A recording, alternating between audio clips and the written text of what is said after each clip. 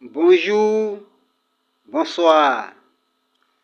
Nous allons suivre ensemble un connecteur appelé histo horizontal, c'est-à-dire les barres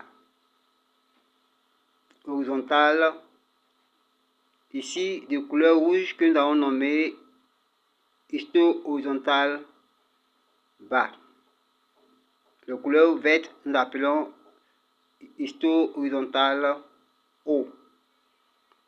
Alors, nous allons voir ici que au cours de la traversée de histo horizontal, quand on parle ici de la traversée, c'est-à-dire le MACD en ligne bleue et sa ligne en ligne rouge et sa ligne de signal en ligne bleue. Cette traversée va se faire d'abord de manière horizontale. Donc MACD et LS traversent en rectiligne horizontale les barres de histo. Et nous allons voir que il y a d'abord la sortie d'une bougie rouge qui est en formation. Et nous retenons que les bougies sortent avant que les barres ne se manifestent pour montrer un nouveau cycle. Donc, nous allons suivre et découvrir comment utiliser cette clé-là. Alors, la courbe des prix émet une bougie rouge qui est descendante. Et à mesure, ce qui entraîne une variation du niveau du prix vers le bas. En ce moment-là, le tracé du MACD LS, que nous appelons tracé du coude rétro H, nous voyons que la bougie descend et le tracé MA et LS sont en train de traverser de manière rectiligne et horizontale, histo-horizontale. Donc, ce qui fortifie et renforce une prise de décision d'entrer en vente lorsque la bougie rouge commençait à descendre.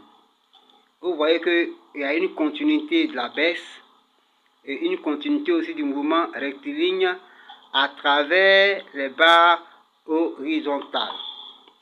Donc ce point d'entrée là qui est lié à la traversée des barres horizontales de manière rectiligne est un connecteur d'entrée.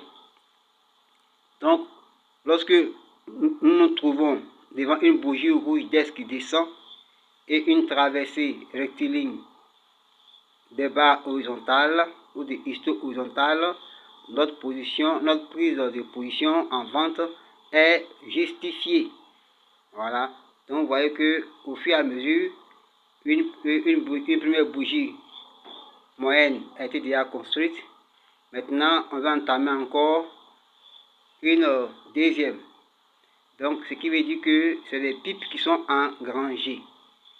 Donc, la prise de décision en entrée ou en achat n'est pas liée à la sortie de la bougie, mais liée à la corrélation entre la sortie de la bougie et une disposition des composantes du MACD. Ici, il est normal que la bougie verte sorte puisque la barre qui est en dessous essaie d'être libre, c'est-à-dire que de se libérer de l'attachement de MACD et LS, ce qui a fait que la bougie verte commence à sortir. Comme notre objectif était de rester sur la descente de la bougie rouge liée à la traversée rectiligne des barres horizontales par MACD et LS qui constituait un point d'entrée.